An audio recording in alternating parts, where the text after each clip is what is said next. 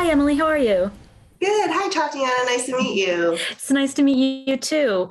I really enjoyed Tall Girl 2. I felt like it had like a different tone than the first one, or it felt like a fresh take. And I know that this was your first time coming in to the franchise. So what is it that you wanted to bring to the story into the film? Yeah, well, I mean, I already adored the first film, Mhm. but I found when I read the script for the second one, I found it to be even more emotionally resonant because I feel like, well, not everyone could relate to being tall. Mm. Everyone could relate to having self doubt and having that negative self talk because we all go through it. We all have imposter syndrome at one time or the other. So I felt like Jodie is on a very different journey in the second one. She starts off in a much more confident place than the first one. So I wanted the whole world to feel warmer, a little bit more colorful, because her world has become more colorful.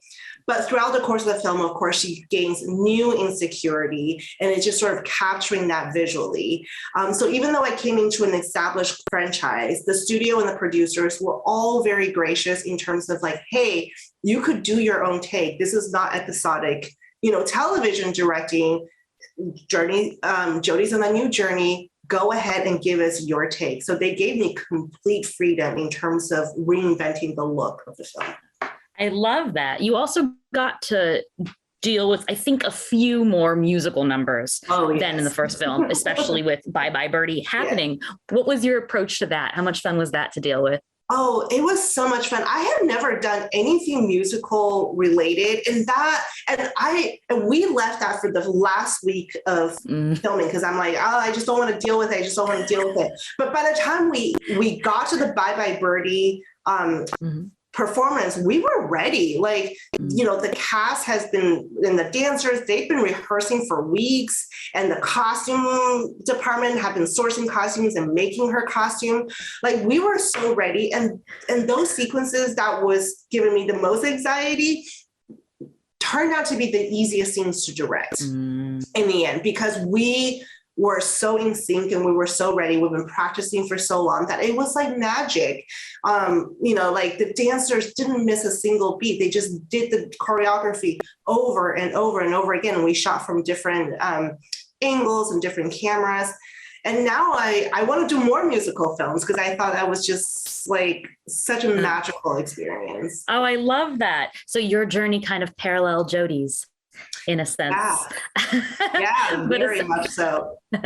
aside from getting to see a new side of Jodie and her insecurities, we also got to meet some new characters Mhm. like Stella and Tommy. How do they shake things up for the world and casting them as well?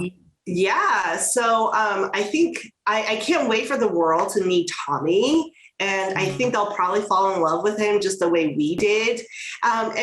Tommy straddles a very kind of precarious role in the franchise because, ultimately this is Dunk and Jodie's love story. So I think Tommy coming in kind of, throws a small wrench into things and definitely shakes things up a little bit.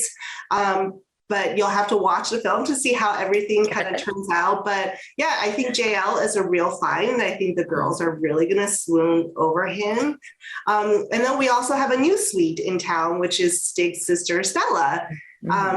And for her, we had to find someone. Our casting director is like, okay, so now you want us to find a tall girl and someone who could do a Swedish accent, as if our job in the first movie was not hard enough to find Jodie. But they're pros, and they found us our Stella.